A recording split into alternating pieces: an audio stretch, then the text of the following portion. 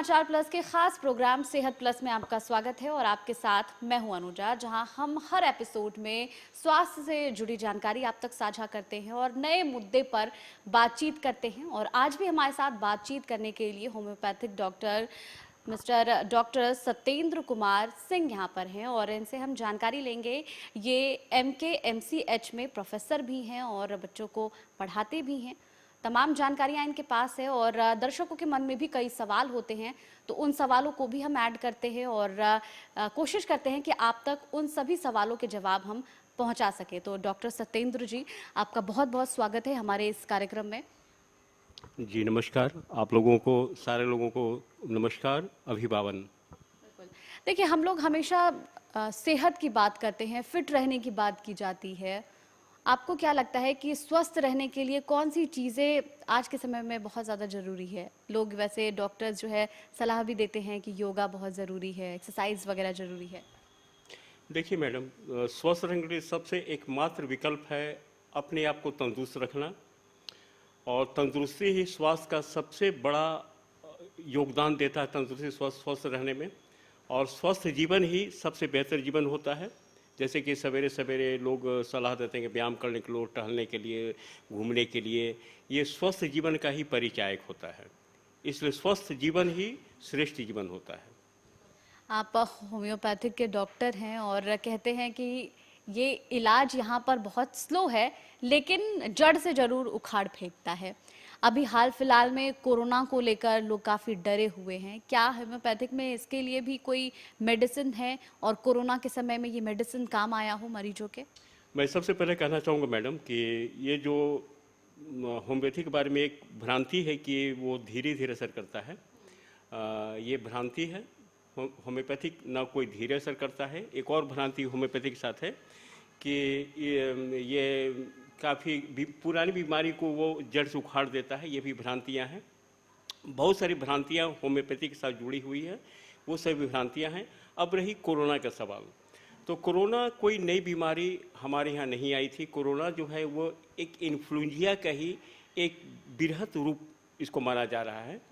और कोरोना काल में मैंने भी कई मरीजों की चिकित्सा की है और वो लोग बेहतर साबित हुए हैं चिकित्सा के दौरान।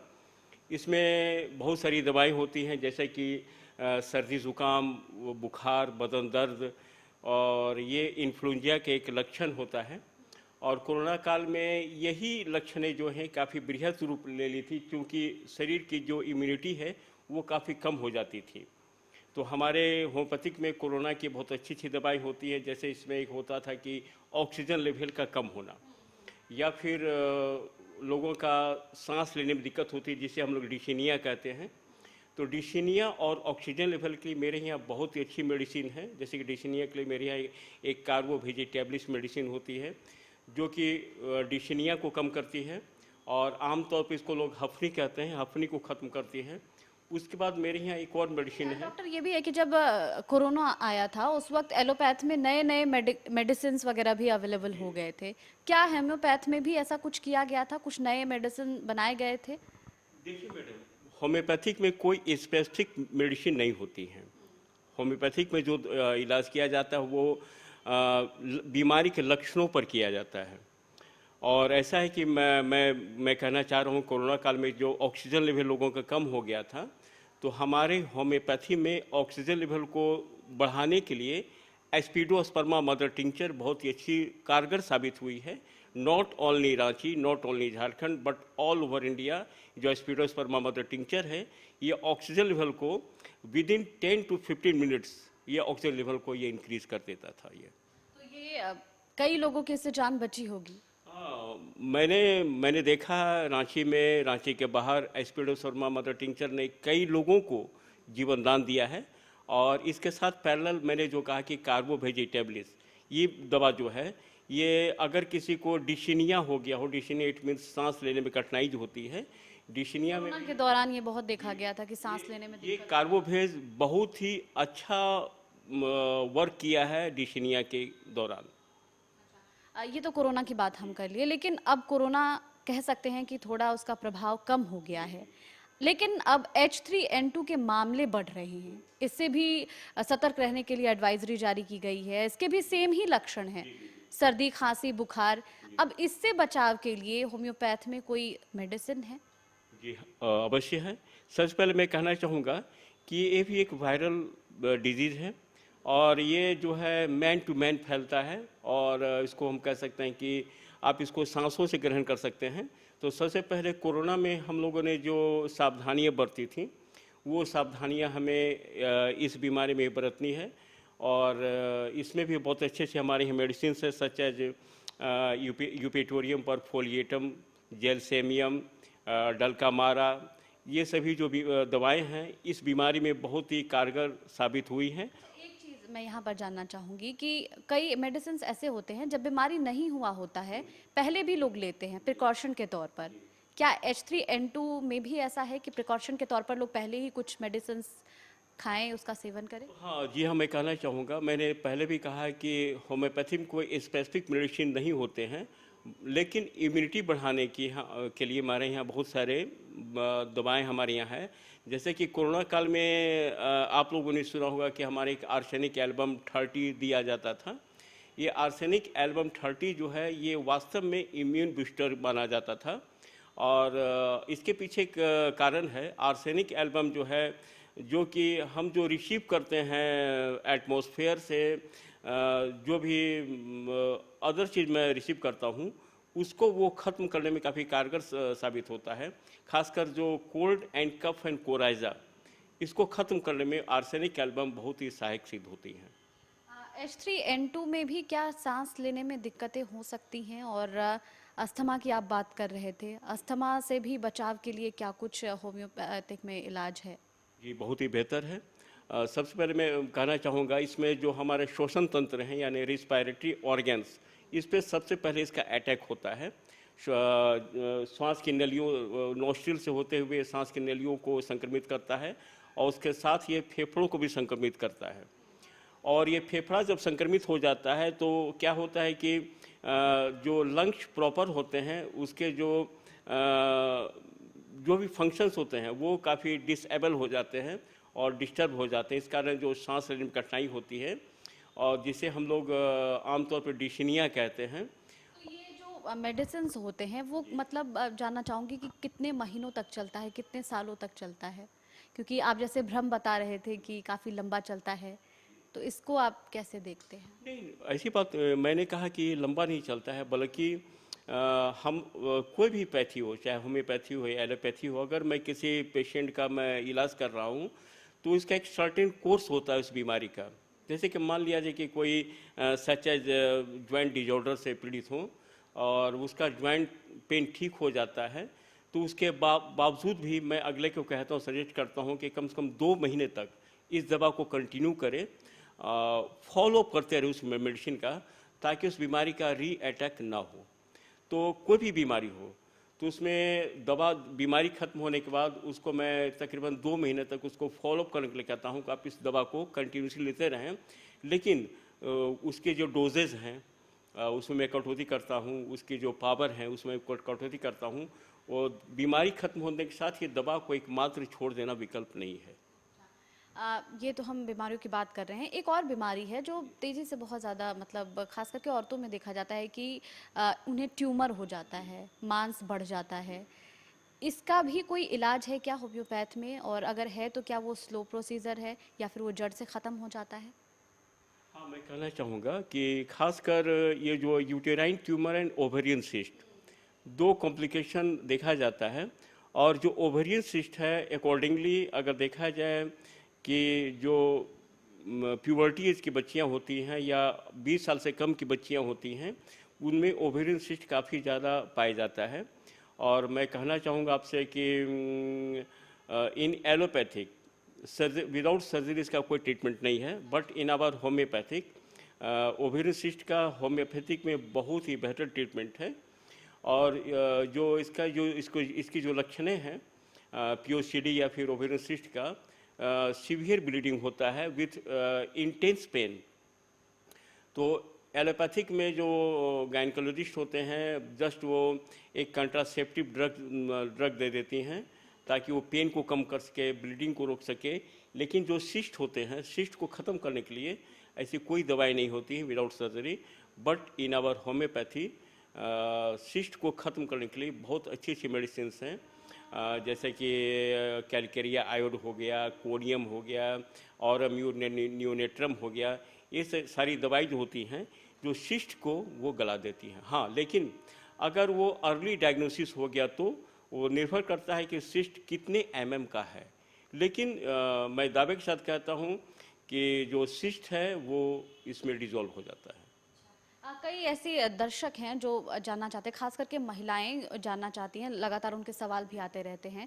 उनका ये कहना है कि बच्चियों में भी और जो बड़े एज हैं 40s 30s के आसपास, उनमें भी ब्रेस्ट ट्यूमर का खतरा बढ़ रहा है। और ये मतलब हर दिन लगता है नए केसेस सामने आते ही हैं। तो इसके लिए भी कोई मेडिसिन है, और क्या इसका सिर्फ समाधान एलोपैथी है, सर्जरी कराइए उसको निकलवा लीजिए, या फिर इसके अलावा आप मेडिसिन खा के उसको गला सकते हैं, या फिर कुछ ऐसा? ये अवश्य है। मेरा अगला इसी पर मैं कहने वाला हूँ कि जैसे कि ब्रेस्ट सिस्ट ऑन ब्रेस्ट और ब्रेस्ट ट्यूमर खासकर अर्ली एज में काफ़ी ज़्यादा पाया जाता है।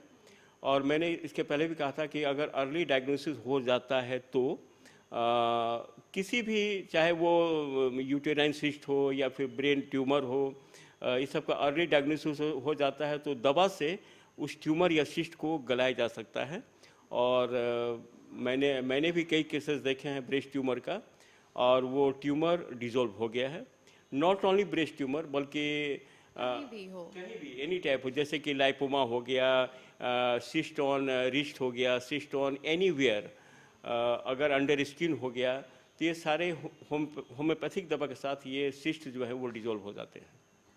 मतलब एकदम जटिल से जटिल गांठ भी दूर किया जा सकता है अगर पहले डायग्नोज किया। जी, ऑफ कोर्स। और मैं कुछ और कहना चाहूँगा कि कुछ स्टोन्स होते हैं, सच एज रीनल स्टोन, जिसे हम लोग आमतौर पर किडनी स्टोन कहते हैं। अगर किडनी स्टोन का अर्ली डायग्नोसिस हो गया, अगर उस स्टोन का mm काफ़ी कम है, तो हमारे होम्योपैथिक मेडिसिन के द्वारा वो जो स्टोन्स है उसको भी डिज़ोल्व किया जाता है। और मैंने भी कई स्टोन्स को डिज़ोल्व किए हैं। तो इसका कुछ साइड इफेक्ट तो नहीं होता है? एक बात मैं कहना चाहूँगा, लोग कहते हैं कि homeopathy has no side effect, लेकिन मैं इसका खंडन करना चाहूँगा कि अगर इफ़ेक्ट है तो साइड इफ़ेक्ट होगा। अगर इफ़ेक्ट है तो साइड इफ़ेक्ट होगा। लेकिन ये निर्भर करता है कि जो डॉक्टर होते हैं उनका डायग्नोसिस कैसा है। अगर वो बेहतर डायग्नोसिस करें, और ख़ासकर होम्योपैथी जो मैंने पहले भी कहा है कि लक्षणों पर आधारित होता है, और इसमें हम लोगों में कुछ क्राइटेरियाज़ हैं। जैसे कि मैं किसी पेशेंट का मैं केस हिस्ट्री ले रहा हूँ, तो केस हिस्ट्री लेने के बाद सबसे पहले मैं उनकी पर्सनालिटी को देखता हूँ, जिसे होम्योपैथिक में कॉन्स्टिट्यूशनल थेरापी कहते हैं, कॉन्स्टिट्यूशनल मेडिसिन कहते हैं। जैसे पेशेंट का क्या फिजिक है, पेशेंट दुबला है, पतला है, मोटा है, फेयर एंड फ्लैवी है, उस पर हम लोग मेडिसिन का सिलेक्शन करते हैं। उसके साथ ही साथ हमारे यहाँ क्या है कि totality of the symptoms, totality means total symptom को हमने कलेक्ट किया, उसके बाद मैं उसमें से सेलेक्ट करता हूँ कि ये लक्षण और कई दवाओं में तो नहीं पाया जाता है, तो उस पर हम लोग उसका निरीक्षण करते हैं। इसके बाद एक होता है कंप्लीट सिम्टम। जब हमारा टेस्टिंग के बाद सिम्टम कंप्लीट होता है, तब हमें किसी भी दवा का सिलेक्शन करने में काफ़ी आसानी हो जाती है। ये तो तमाम जो बीमारियां हैं उनकी बात हम करते हैं, लेकिन कुछ ऐसी बीमारियां हैं जो बहुत पुरानी हैं, बहुत जटिल है, उसके इलाज भी हैं, जैसे कि पाइल्स हो गया, या फिर अब जो मौसम बदल रहा है उसमें क्या कुछ प्रिकॉशन लेना चाहिए, इसकी भी जानकारी लूँगी। लेकिन यहाँ पर एक बस छोटे से ब्रेक के लिए रुक रही हूँ। ब्रेक के उस पार हम जानेंगे जो जटिल बीमारी है पाइल्स, उसको लेकर क्या कुछ हमारे डॉक्टर साहब कहते हैं, और उससे कैसे मुक्ति पाया जा सकता है। और बच्चों में खास करके देखा जाता है जब मौसम बदलता है तो बहुत जल्दी बीमार पड़ जाते हैं, तो स्वस्थ रहने के लिए क्या कुछ उपाय किए जा सकते हैं। बस रुक रहे एक छोटे से ब्रेक के लिए, फ़ौरन होंगे यहाँ से।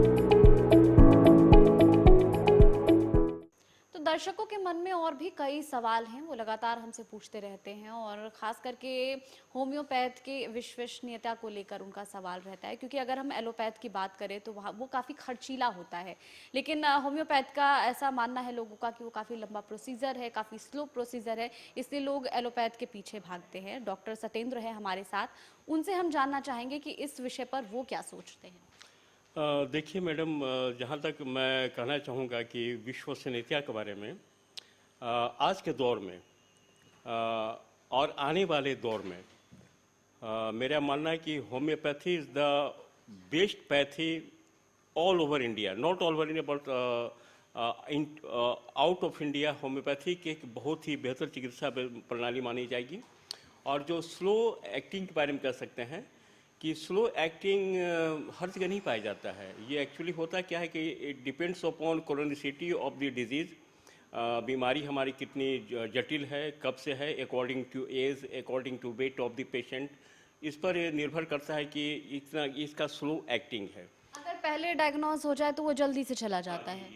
अगर मैंने इसके पहले भी कहा कि अर्ली डायग्नोसिस अगर हो जाए और बेहतर डायग्नोसिस हो जाए तो होम्योपैथी, मैं नहीं कहना चाहूँगा कि स्लो एक्टिंग है, बल्कि मैं कहना चाहूँगा कि अगर कोई आदमी हेडेक से सफ़र कर रहा हो तो विद इन 5 to 10 मिनट्स उसका हेडेक हो, एब्डोमिनल पेन हो, ये ख़त्म किया जा सकता है और होता है। अच्छा, हम बात कर रहे थे, अब वापस आते हैं पाइल्स पे, इसके चर्चा हम कर रहे थे। ये काफ़ी पुरानी बीमारी है और बहुत दिनों तक रहता है, बहुत सालों तक रहता है और इससे छुटकारा पाने के लिए लोग पहले तो एलोपैथ में जाते हैं, उसके बाद फिर होम्योपैथ की तरफ स्विच करते हैं। इस पर क्या कहेंगे? हाँ, मैं पाइल्स यानी इसको हिंदी में बवासीर कहते हैं। बवासीर एक्चुअली देखा जाए कि काफ़ी पुरानी और जटिल रोग है और बवासीर का देन खुद हम लोग उसको अपने पास बुलाते हैं। इसके कारण खुद हम लोग हैं कि मैं बवासीर को आमंत्रित करता हूँ। इसका सबसे बड़ा कारण है कि कब्जियत, जिसको हम लोग कॉन्स्टिपेशन कहते हैं, जो आदमी अगर काफ़ी कॉन्स्टिपेटेड रहता हो, जो आदमी पानी कम पीता हो, जो आदमी ज़्यादा तैलीय पदार्थ खाता हो, ज़्यादा नॉन वेज या फिर आप इसको कहते हैं मसाला foodie. Fully spicy and oily खाता हो, तो वो पाइल से सफ़र करते हैं। और जो बवासीर होता है वो प्राय दो तरह का होता है, एक खूनी होता है, एक बादी होता है, यानी ब्लीडिंग एंड ब्लाइंड। तो कौन सा ज़्यादा खतरनाक है? खतरनाक तो दोनों है। ब्लीडिंग इसलिए होता है कि उसमें सीवियर ब्लीडिंग होता है, सीवियर नहीं कर सकते हैं, उसमें ब्लीडिंग होता है। और पाइल्स के 4 ग्रेड होते हैं।